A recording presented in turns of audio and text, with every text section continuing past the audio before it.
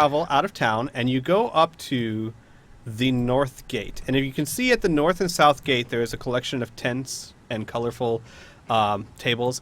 These are vendors. At the north and south gates of the city of Whitebridge, there are vendors of all kinds trying to take advantage of the travelers and peddlers and merchants that are passing through either gate.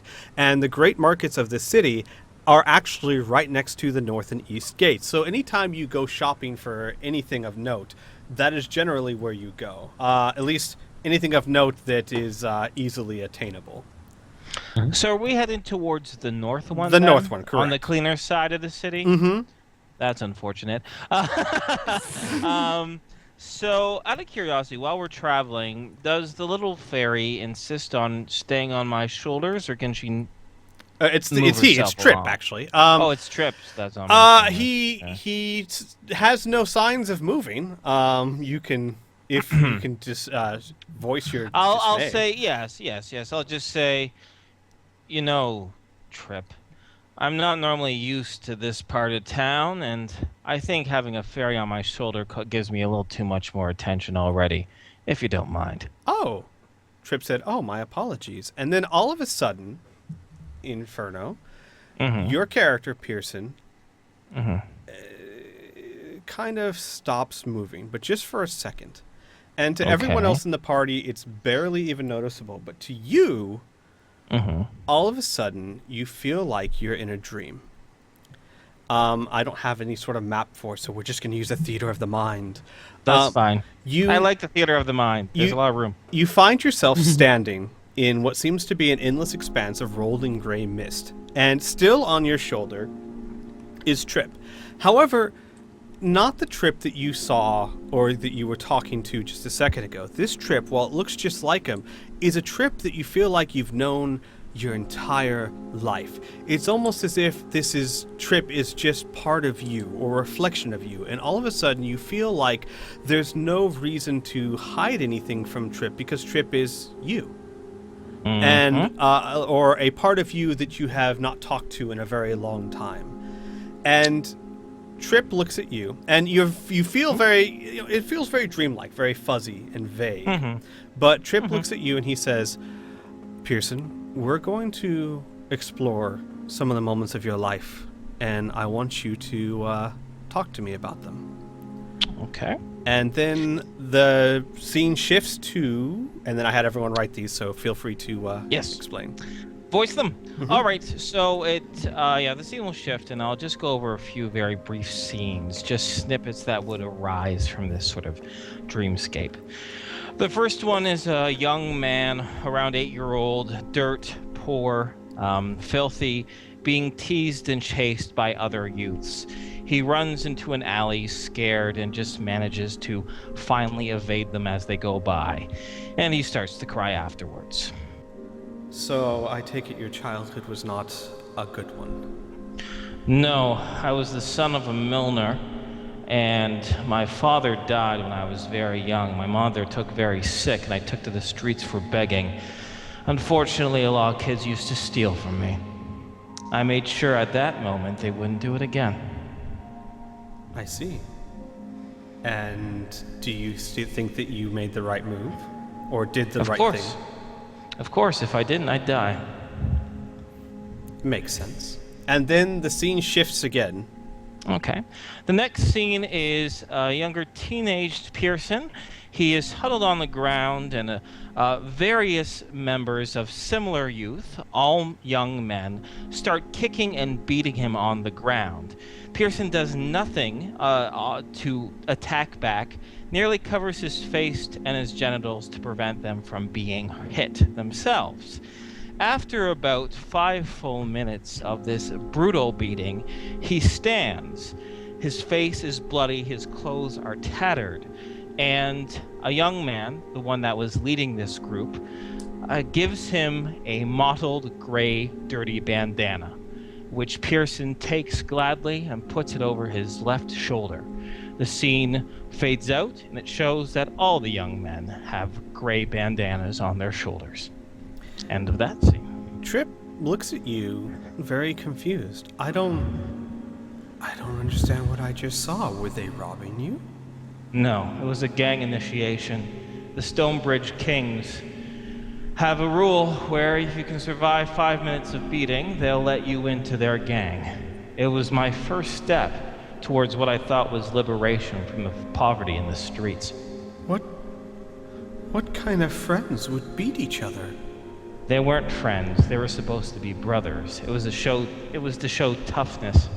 It was to show tenacity. It was to show that you wouldn't give up and you'd do anything to join with them. Trip. It's the streets here. Trip looks very taken back and almost aghast. But when you said the tenacity to do anything, he nods slowly and says, "I suppose I can understand, but there must have been gentler ways." Not for these men. Not for these streets. And for you? It was the only way I knew.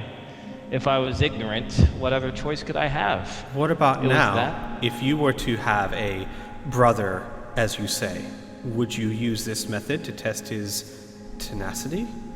No. There are better ways to find out the mettle of a man. They were just stupid to figure it out. I see. And he says kind of troubled and still very confused, and then the scene shifts again. Okay, the scene is very short, very sweet. It's a young woman on the pier. She's in her early 20s, blonde, thin, very lithe-like. She wears a blue dress, and she looks out in the ocean, and in her arms is a basket filled with flowers. The flowers spill over, and she turns around to look at the viewer, and the scene ends. A friend of yours? More than a friend, she turned out to be my lover and my wife. That's Lisa. It wasn't for her, I'd be dead probably by now.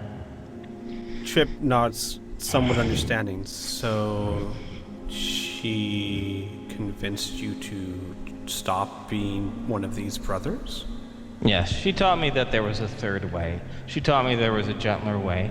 She taught me there was more to life than violence. I started a new life with her. And what would you say is the most important thing in this new life? Patience. And he kind of hesitates for a moment, and even though he's speaking technically to himself, he's still hesitant to say it. Unconditional love. I never got that before. Trip's eyes widen, and he says, "I'll be honest with you. I did not expect that from what I saw earlier." Well, surprises, I guess. I guess. I'm full of them. And then, if you would, Inferno, roll an intelligence check and add your intelligence modifier. Sure. Or wisdom, whichever's higher. Intelligence or wisdom. Intelligence, trust me. Roll 1d20 plus 2. Got an 11. Okay. And then Trip says, "That is everything." And then all of a sudden, you are right back on the street, and you kind of almost stumble a little, skip a step. Yep. But you don't really know what happened. You feel kind of dazed, almost like you just woke up, but you have no memory whatsoever of what just happened. And Trip says, "Of course, if it's making you uncomfortable, I will find another ride." All right. I just feel like because I'm feeling dizzy or dazed, I'm a little concerned due to my upbringing that the food or drink was drugged. Do I taste any sort of strange aftertaste? No. It's almost the exact same feeling of you just woke up from a good nap. It's not really dizzy or dazed so much as that sleepiness. Okay, fair enough. I think we spent enough time with me, so we can continue. Trip flies away, and the rest of you keep on going towards the market. Does anyone else have anything they want to do before we get to the market? No, I'm good. Okay, I'm going to, just so everyone knows, kind of out of character, most people are going to be going through this. However, this is going to be taking place while you guys are shopping. And you guys are more than welcome to take a look at the shopping guide that doesn't seem to be showing. Yeah, There's I just have nothing blank. there. They're closed. The stores are We're closed. sold out. Why is that not working? All right. You know what, then? I will just send it to you guys through Skype. Right. Okay. And so while everyone else is doing their scenes, you guys can kind of peruse what you want to buy or what you don't. The idea was for that to take place while we did these scenes, but I didn't expect it to start an before we got there. opportunity. Yeah. So let me go ahead and just shoot this over to you guys, and then what's going to happen is in turn. You guys are going to be perusing the stalls and shopping, and at some point in time, we'll just kind of skip over the details, but at some point in time, one of the two fairies, and I will say which, comes and kind of lands upon your shoulder, and the same basic thing happens to you. You find yourself in a dreamlike state. The fairy, whether it's Mika or Trip, they feel like you've known them your entire lives, like they're a part of you, a part of your subconscious. And they are going to be doing the same thing that you guys just experienced. So, anyone want to go first? Well, Piff, I got yours here. We can just do yours next if you want. All right. Cool beans. All right. So, Mika actually is the one that comes to you and lands upon your Thank shoulder. God she's off my fucking shoulder. Seriously. Lands on your shoulder at some point and then touches you at your neck, and then all of a sudden, same thing. You're in a rolling mists, and she says that we're going to look at some aspects of your life, and I'm going to ask you some questions, and then the scene kind of changes. And hey, I got this here, so I'll just go ahead and read it. What we see is a young orc bounding after a rabbit. He can't catch the rabbit, and in frustration, he picks up a small rock and throws it at the rabbit. It's hit by the rock and it instantly dies. The young orc then picks up the rock and the rabbit and stares at them thoughtfully for a long time. After which, he happily puts the rock in a small sack on his waist and looks for other rocks to add to it. Mika looks at this with curiosity and then looks back to Cole and says, "So you throw rocks?" Well, I did. I still do, I suppose. Okay then. She's kind of at a loss. This is not exactly at all what she expected to see. So you feel that this is important to your life somehow? It was the day I learned to hunt well. By throwing rocks. She raises an eyebrow. Even though it's part of subconscious, Cole almost just turns and goes like, "Of course, you would know." And she kind of shakes her head and goes, "Yeah, I guess I would. Are you limited to just rocks?" Of course not. Okay. And the whole time she's just like trying to piece how not this the scene strange, that this is somehow very important. and she just shakes her head, and then the image kind of moves on. And then we see the image of Finn, the elf, being chased by a large wild boar. Now Finn looks exhausted, and Finn's clothes are tattered, and he looks like he's about to collapse. And suddenly a large tree branch slams into the side of the boar's head, and it crashes to the ground. Finn looks around confused until he sees Cole dropping from a tree. The image then blurs until we see the two walking out of the forest. Cole is walking stoically, but Finn is practically skipping around Cole, telling him about all the wonderful adventures they're going to have. Mika looks back to Cole and says, "So you do throw more than rocks, I see. More, because this was a large tree branch, so Mika's more kind of impressed by that." And Mika goes, "So you've been friends with this Finn for a long time?" Longer than most, as a single being. "I see. And you left this forest with him?"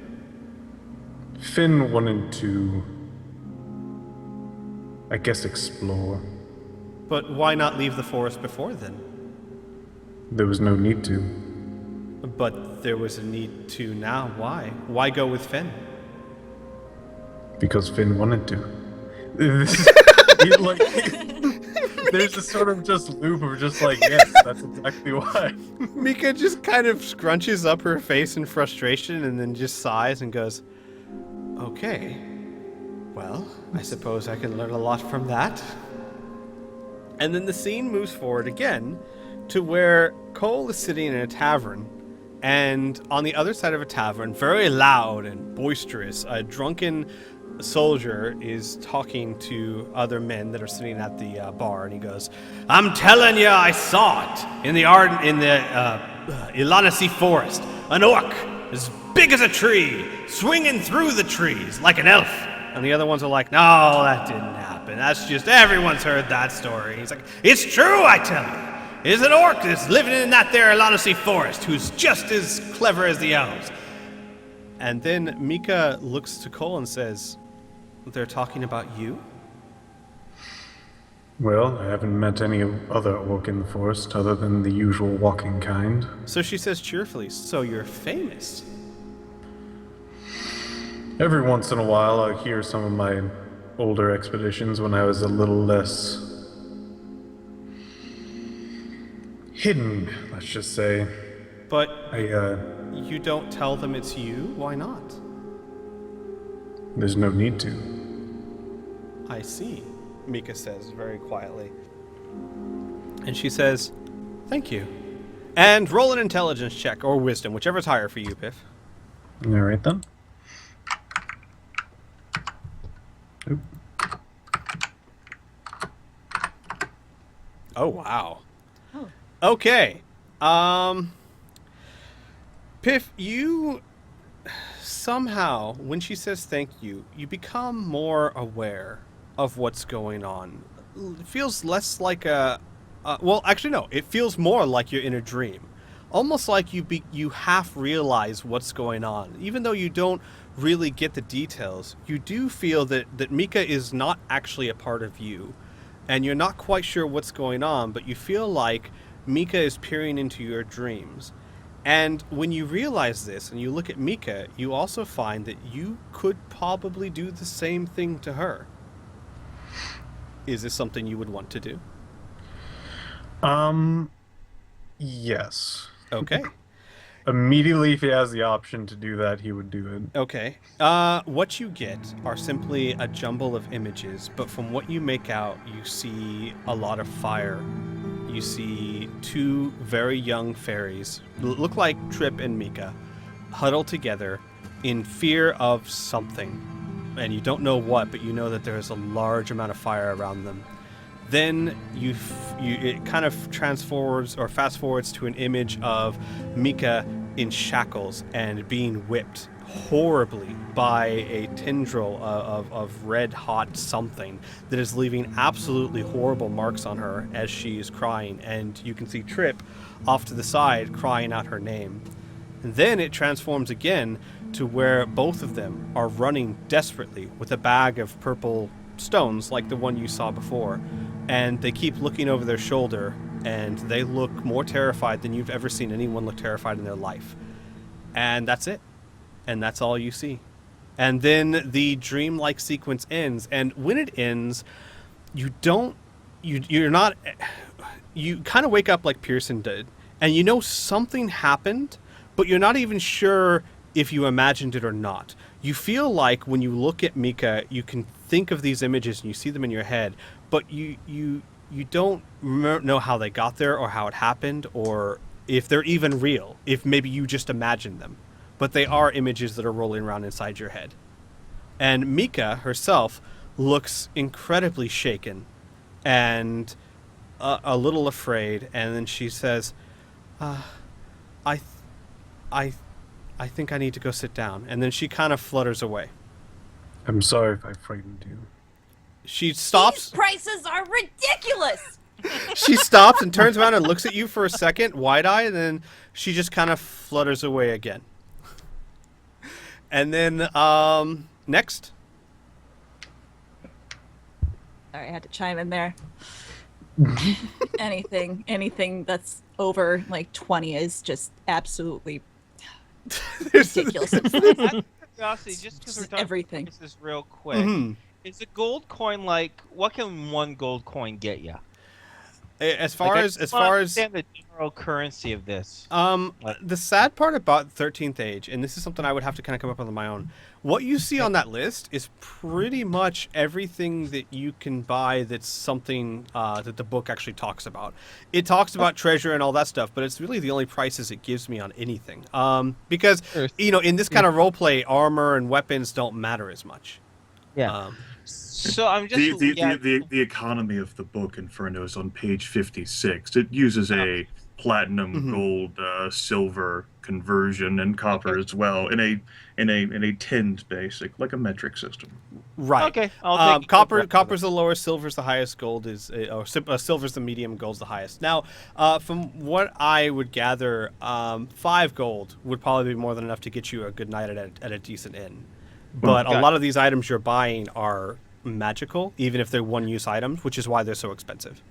The book recommends that 1 to 3 silver pieces would be enough for a common room. Okay, then. Okay. I need to relook at that page. I just want to know what will be my Yes. Along with the economy and price list, it also provides prices for weaponry, general goods, some suggestions for other prices as well. What we are buying here, however, is magic equipment. Oh, of course. Yeah, it's steep. It's rare. Got ya. I will, you know what? If you guys want, I will, later, I will find that page and just kind of I'll copy browse it for it. you guys. Yeah. I got a good idea. Okay. I just want to know. It was just for the sake of my character. Got it. Who's next? There's 3 of you left. Well then. Don't go all at once now. Come on. man. Right? So excited. All right, I'm shopping. Trip, Focus on my money. at some point, I guess when you're maybe looking at potions or whatnot, Trip lights on your shoulder. Same basic thing. And then we'll get to your first image. Wait, Who are you who's talking you? to? Burn, right? I thought Burn was Oh. saying, well then, like as in I'll go. No, I wasn't saying that, but okay. Oh, you're going now. Time for sleep, motherfucker. Off to dreamland. You don't get to decide when people invade your minds. It just happens. No shit. Yeah. Dark alley. All right, so this happens. Mm-hmm. Okay. So first scene, you see a very, very young boy looking out a shop window across the street at another shop, and another boy in that shop window, and he starts waving. End scene. And Trip says, a childhood friend? Yes, my best friend. His name is Caleb. I've known him forever. We've traveled everywhere together. In fact, he's my business partner. I own a business over here. Trip says, I see. If you own a business, why are you looking for work? Oh, I had something happen to me a couple of years ago. I'm still sort of recovering, but I want to see if I can at least hunt again. I see. Trip says hesitantly. And then the scene shifts to the next one. Scene shifts to the next one. It shows an 18-year-old Kean and Caleb at a bar, kind of laughing and being jovial, and Caleb looks at a poster, a recruitment poster for a mercenary gang called Damon Castle and the 5 Platinums. So eventually, as the night goes on, they leave to go and search for that group. Trip looks at you and says, did you find the group? They were very nice people. No, normally, when you would think of mercenaries, you would think like, they're murderers and everything like that. No. Trip goes, I wouldn't know what to think of mercenaries. These people were nice people. I see. What did you do? Well, for the most part, we basically were like a group of bounty hunters, trying to find criminals and turn them into the proper authorities. And whenever we didn't have work, we would play as a band. A band? Trip looks Yes. surprised. I see. And then it transforms to the next scene. Next scene. It shows quite a few years later. He's 25. Kean is 25, and he is standing over a grave, wearing black. and it's outside the walls of Whitebridge. The rest of the platinums are there, save for Damon Castle, and scene ends. And Trip looks at you surprised and says, I don't understand. How is this important to who you are? This, at my point in life, was when I stopped traveling with the Platinums, because they basically disbanded. Damon died during one of the bounties. I see. And was this like leaving, a reluctant leaving, or were you happy to go? It was very reluctant. I wish I could stay with them. Could have stayed with them. But I see. And what do you do now? Right now I'm just a merchant. I've sort of retired. After that, I became a bounty hunter in Whitebridge. Oh, Basically by myself. a hunter of, and Trip kind of stumbles over the word, bounties? Yes. Like I was doing before with the Platinums. So you hunted people? Criminals. Not Oh, killing Trip them. like, criminals. Yes, criminals. Oh, I see. And then, if you would please roll a intelligence or wisdom check, whichever's higher for you. All right, and then all of a sudden, everything's back to normal, and Trip says nothing. Actually, he just kind of flutters away as if he wasn't even there. Mhm. And then next, okay, Grim. Obviously, I'm not getting many volunteers here. I mean, why would we play ball with the referee, right? It's true. That's not how this Yeah. works. It's true. Or we're recalcitrant players, you know, and Hey, Criana is currently focusing. like tucked in like the back of the corner, kicking and screaming, "No! My hair's in pigtails, like lopsided pigtails. I think I'm the only character who would like actively be like, yeah, sure, whatever. Same thing, Grim. You look at it's actually Trip who comes to you, and he feels like he's part of you. You basically envision a scene, and we can just get straight into it. Jerick frowns. He was busy using Mage Hand to toss his bag of coins up in the air, and then looks around and says, I wasn't here. Did I fall asleep? I don't sleep anymore. And Trip looks at him very surprised and says, "Who doesn't sleep?" Jerick rotates his head, looks at this other part. You must be of remnant. The purpose we revealed in time. For the first scene, early morning, an imperious man flanked by soldiers is mobilizing a village to crush an enemy of the crown. Several peasants ask about the boy, claiming he performs witchcraft and consorts with demons. The crowd begins shouting at the man, only to be quickly silenced with a vicious snarl. Silence! I shall see whether your simpering words are with merit. The boy will come with me, and if I find him lacking, then he will burn. For now, there is evil to end. We go. And Trip looks at you and says, "You were the boy?" Jerick looks at the scene, then back. We're doing one of these whole self-discovery things. My mentor taught me about this. Never thought it'd take the form of a fairy. Yes. Trip looks a little insulted and then says, "Why did they feel that you had such powers? Were they unjustified, or did you actually have abilities?" Jerick shrugs, says, Who knows what people think in the dark corners of their minds where light does not pierce? And Trip goes, "I suppose. So you went with this person, I take it. Yes. And was he the same as those other people?" Jerick shakes his head. No, else I'd be dead. A fair point. And then the scene shifts again. Midday, outside a stable, the imperious man, now a decade older, stands with a younger man beside a horse. The younger man speaks. I will never forget your lessons. The two clasp each other's shoulders, pain in their eyes, before the younger man mounts the horse and gallops down the road. Jerick in the dream vision sneers. What is this, some sort of... Am I getting attacked by guilt again? Is that what this is? Forced to relive my horrid moments over? Don't we do this enough? Are you some sort of innocent facet of my mind that's come to besiege me in this moment?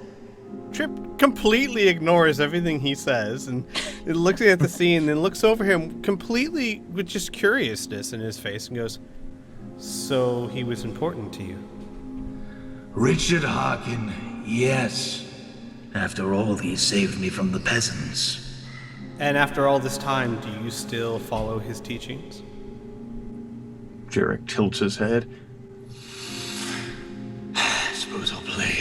Yes, at times. But there was much I learned that has fallen out of use. Oh, innocent Jerick, I see. who takes the form of a fairy. You don't even look like me. Oh, trust me. Jerick sneers. I'm you. And it moves on to the final scene. The third scene of 4, which I'd managed to prepare, a brute sits chained to a metal chair in an austere room. The metal door opens and the young man steps through. The brute sneers, "I'll never tell you nothing."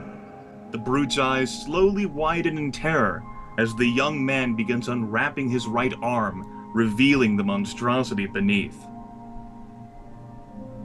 And Trip looks at it and then looks at Jerick with absolutely no shock or surprise, but only a little curious, and says, "I see. So is such an arm a cause for fear in this place?" Jerick like narrows his eyes and lowers his brows. I really am stupid. There is great cause for fear and concern, especially since... And Jerick will stop tossing the gold bag, slam his staff, and in this dreamland, a sort of a sickly green light emits from the top. I am one to fear for what I represent and know. And yet, I don't think you're one to fear if you aren't one of those that you represent and know. Jerick just said, Yet I fear myself, so you must be like some sort of innocent child angle I'm playing with. Oh, I hate being this smart. And Trip says, "Yeah, let's go with that one." And then just roll me an intelligence check if you would. Considering my magical background would apply, combined Yes, with yes, it undead would. It would absolutely apply. So that one in your background. Yo, dear God. All right. You get basically the same. I'm assuming. Same thing like with Cole. You begin to become more self-aware. Not fully. You're not completely in control of your senses, but you are aware that perhaps this is not natural, and that this is perhaps not just a childlike image of yourself. And that you might be able to peer into their mind just as they've peered into yours. Is that something you would like to do? Oh yes, with sort of like a brutish snarl, like a bestial type thing. Jerick will like squint his eyes, like thrust his head at Trip. What you see is many of the same images Cole got, but from Trip's point of view, a little bit clearer. And because of your background, you kind of know what you're searching for more. You find the most pained image that Trip has that you find is literally him and Mika holding each other crying as they watch their actual parents get filleted alive. And I mean literally skin ripped from them. Ah! Yeah, Oh. by you're not sure what they are. They're covered in red fur. You only see kind of shapes of them, but you've never seen or think you've seen anything like this in your life. And that's it. And then you kind of come back to, and same thing, you are kind of aware something happened, but not aware enough that you are absolutely sure what just took place. More like it could have happened, it might not have. You have these images in your head, you're not quite sure how they got there. You might have your suspicions given your background, though. And Trip actually doesn't look phased at all. He looks calm, serious, which is unusual from what you've seen of him so far, and then just kind of looks at you for a little bit and then flies away. The bag that was being tossed with Mage Hand falls to the ground, and accusing silver eyes follow the fairy away. And, all right. God damn, you rolled a 22. All right, it's all up to you, Cree. O, B to the S. Is Mika, who arrives on your shoulder. Her hair seems a little wet, as if she was sweating, but other than that, she seems fine. And she kind of arrives on your shoulder and touches your neck while you were probably dazed at some shiny object or something. Oh, yes. And then the same thing occurs. So, dreamlike trance, feels like it's part of yourself, and looking at an image. All right, well, what you can see, it appears to be a city street. It is fairly quiet, aside from a few elves going about their daily rituals. Among one of the elves is an older gentleman. He is quite thin and has a stern look about him. And he is carrying a large crate that's filled with like a variety of fruits and vegetables and ingredients. And he's making his way down the road when he sees a shadow against the ground, and it catches his eye. His gaze darts upwards towards the roof of one of the many surrounding buildings, and he catches in time to see a small blonde elf hopping from rooftop to rooftop. Not again, the older elf sighs. He turns down the path and follows the direction to where the smaller elf went. As the man rounds the corner, he enters an alleyway where at that moment he sees a smaller elf hopping down to the ground. The small elf is only a child and turns in time to see the man rounding the corner. Uh-oh, the elf, who is clearly Finn, whispers under his breath. Finn is covered head to toe in dirt and has a large bruise around his eye. Child, the man cleared his throat, trying to mask his anger. What has happened to your eye? Finn's hands shoot upwards, covering his eye, which he's now noticing hurts a lot. The boys at school. Finn looks to the ground with a saddened expression. They were playing ball, and I told them that they were playing it wrong, and then Cassian punched me in the face. I ran really fast as I could before they beat me up anymore. The older elf stares down at Finn, unfazed. You know, the man continues, staring at Finn straight in the eyes. You can lie to your friends, your classmates, and your teachers. You can't lie to me. I'm not lying, Uncle, Finn shouts defensively. You're leaving something out, child, Finn's uncle retorts back. Finn remains silent for a few moments. What has happened? Well, I may have pushed Cassian to the ground, and then told him he was a stupid wood elf, but he really was playing the game wrong! His uncle then grabs him by the arm and marches him offward. Mika looks at the scene and then looks at you and says, well, if you had to get into that kind of fight too often, I can see why you're so jumpy everywhere. The man was important to you? Oh yeah, that's my uncle. His name's Glenn. And the one you pushed to the ground, why did you push him to the ground? Well, he was playing the game wrong. Besides, he was a bully. I had to deal with him every day for like the first 14 years of my life. He's a jerk. It wasn't because he was a wood elf? Well, I mean, that might have been part of the reason, but he was stupid, so, you know, there's that. He's a jerk. He was big, too. Mika, she's trying to stay serious, but you can kind of tell like she's nodding along, if a little subconsciously, to what you're saying. And then she just nods and then looks back to the next scene. All right. The next scene, you can see Finn, who is much older now. He's wearing a dark brown cloak, which is concealing his face, and he's sitting on the ground surrounded by trees. He's clearly in the Alana Seas forest, and he appears to be waiting. Many minutes pass before a young wood elf man walks out from behind him. Either you're telling the truth or your men abandon you, the wood elf says, crossing his arms. About a dozen other wood elves reveal themselves, drawing their weapons. Finn responds, I am telling the truth. My people, we don't belong here, and I apologize that it's taken me long to realize this. Tomorrow night at midnight, I will leave the tower gates open. You can take advantage of this or you can leave it. The wood elf stares at Finn and appears not to be convinced. He asks, "Why should we believe you?" And then the scene ends. Mika looks very wide-eyed and then looks at you and says, "You opened the gate to the Wood Elf City?" Oh, yeah, I did. Against the wishes of your own kind? Yeah, I was in the army and... I had to do it. I didn't have a choice. Finn looks clearly distressed. Why?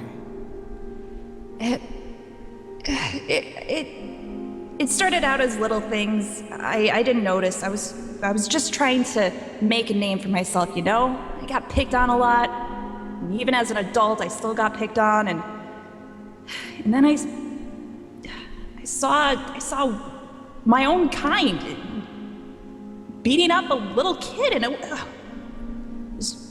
was bad. And I noticed more and more that maybe we really weren't the good guys after all. Maybe we weren't really liberating these wood elves. Mika's completely silent. She's just staring at you, jaw open, and then she kind of closes it and shakes her head and then says, "Okay." And then the next scene. Okay, it's late at night, and Finn's uncle, who we discussed earlier, is named Glenn, is rummaging through a large chest in the attic of his home. Behind him is Finn, who's looking rather frail. "Uncle, I didn't come here for you to cover me. I came here to make my peace and turn myself in." "Shush, child," Glenn said. He's pulling out some documents and shuffling through them. "If what you said is true, you'll receive no mercy." "Ah, yes, here it is." His uncle pulls out a parchment and hands it to Finn. "This is some of your father's documents. It should be enough for you to cross the border to the Freelands with ease. Your name is now Finian Eldavale." Finian Eldavale, Finn repeats to himself. "You'll leave tomorrow with a caravan that is headed that way. I need to cut ties here, and I'll soon follow and search for you," Glenn says, closing the chest. "Uncle, I'm really sorry for all of this." Finn looks super regretful. "Child," his uncle kind of clasps him on the shoulder, "I love being a high elf. I love being in the city. But I love you far more than any of that. We'll find peace, don't you worry." And then the scene ends. Mika looks at you and says, "Did he ever find you?" I never heard back from him. I'm still waiting. I see. So you had to leave everything behind. Yeah. And Cole, is he just a bodyguard? No, Cole's the only thing keeping me sane. Finn kind of looks at Mika, like, shocked that you would even, like, think anything less than a bodyguard or, you know, a friend. Mika suddenly just kind of nods her head in the sense, an idea of, like, making a decision, or a decision has been made. And if you would please roll a d20 plus your minus your intelligence or go. wisdom. Take your It's pick. not bad. It's not bad. 17. Yeah. And then all of a sudden, you are right back in the market, as if nothing happened. You feel a little bit sleepy, like you just woke up from a nap. And Mika actually just sits on your shoulder and stays there while you go shopping, even perhaps pointing out one of the two shiny things.